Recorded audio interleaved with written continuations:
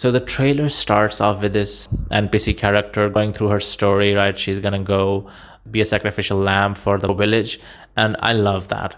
That CD Projekt Red still knows that the soul of the Witcher franchise is in the stories, is in the side quests, is in the world building. If we're gonna be doing these side quests across the villages with amazing consequences and each side quest is as unique from the other, that is great. Like, I am sick and tired of these Ubisoft games with only three types of, side quests, which are fetch this item, save this guy, walk with or destroy that outpost, right? And that is where Witcher 3 stood out. Like, for example, just the werewolf side quest that you remember from Witcher 3. There's this girl and she's in love with the werewolf, and then people want the werewolf killed. Like amazing side quests. So I really like that, since it's gonna be the center focus of the new Witcher 4, and I'm glad that they haven't lost their soul. Like, that's the main soul of the Witcher games for me. Also, what I really like from the trailer is that the developers are aware of how intricate their character building system is. And of course they are building up on that. Like, Ciri has more magical powers. Like, she has all the Witcher character build, like taking potions, the toxicity level, we see that in the trailer. But now, since she's a child of the Elder Blood, she has her own powers as well, and pair that with Witcher abilities. Now this leads to a very complex and intricate character build system, which I'm so stoked for. Like, you could definitely play this game in so many different builds, right? So cannot wait to dive into that. Like, for example, there could be a full-on Witcher build. There could be a full-on, mage build with her ties to the Elder Blood. There could be an Elvish build. There could be a potion build, of course, a swordsman build, and a mix of each. Like, the options are endless, and I am so excited to see what, the gamers do with it when it actually comes out and we play around with builds. Also, like, it feels great, knowing that one of the greatest games of the decade is coming back. So one thing I really appreciate is that the environment, the landscape, it is same old Witcher 3, depressing, dreary, rundown, superstitious landscape that we've come to love. Like, I don't think any other game has done such a good job in capturing a medieval landscape as Witcher does.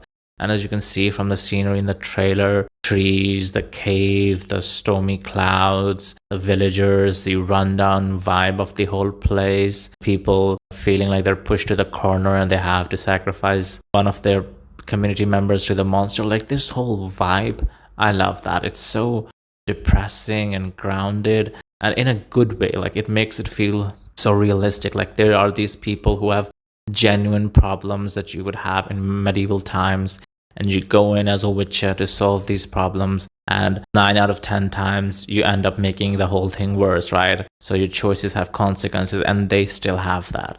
And that's great. Like, it's good that they are not doing something absurd with the franchise. Like, they are staying true to what works, but it will be a new story. It will be evolving, as we can see. Okay, now this may be a bit of a controversial opinion, but I'm kind of happy that it's not Geralt this time around, simply because I felt like his story ended on such a perfect note. Like, we've been with this character for 3 long games, and his story had reached a very good conclusion. I feel like he had completed his purpose for the story, and it was time to give Geralt a break.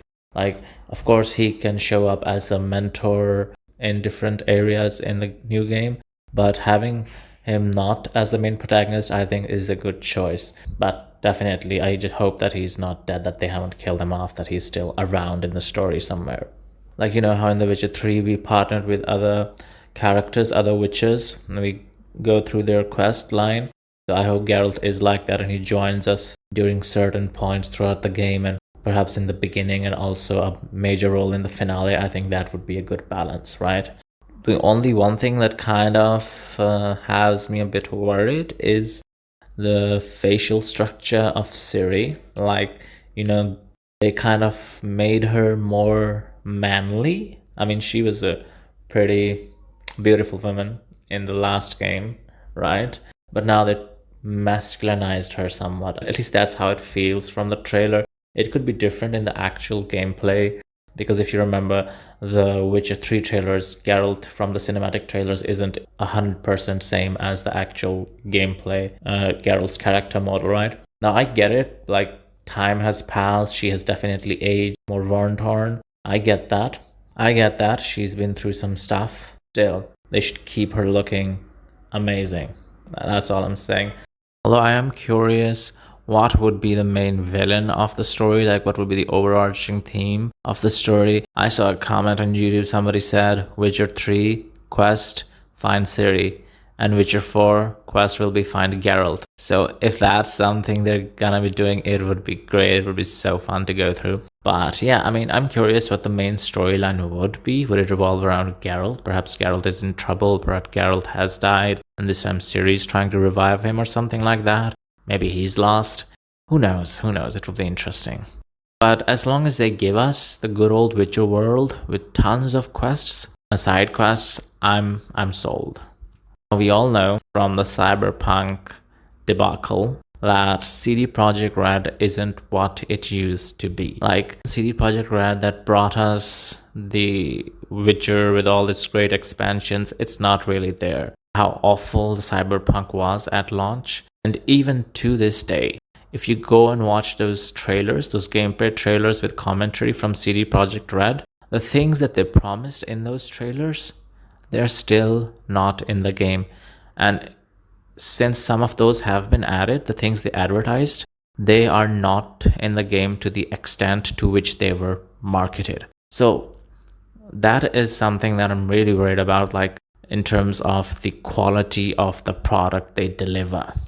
For some reason, I know it's unfortunate to say, but I, for some reason, do not expect the same level of quality and a polished game as The Witcher 3.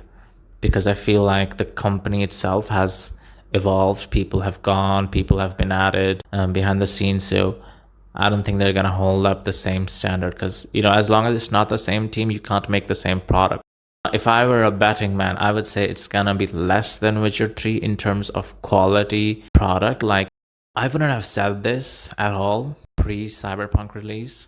It's unfortunate. I mean, if they are able to, by some miracle, if they're able to pull off another Witcher 3 this time around, that level of quality product, then they would have earned back all that trust and respect.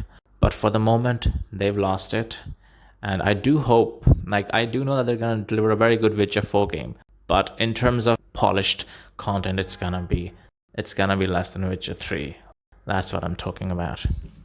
So yeah, these were my initial thoughts on The Witcher 4. I am really excited for the game in general. I think it's gonna be a pretty decent game, but I'm worried on how the company is gonna handle it. So yeah, I'm really excited for Witcher 4. Do share your thoughts below. Are you optimistic? Are you skeptical since the Cyberpunk debacle? What are some of the things that you want in the game? Is there something you disagree with that I've said? I'd love to hear your thoughts. So yeah, if you enjoyed my review, do like, comment, and subscribe, and I'll see you in the next video.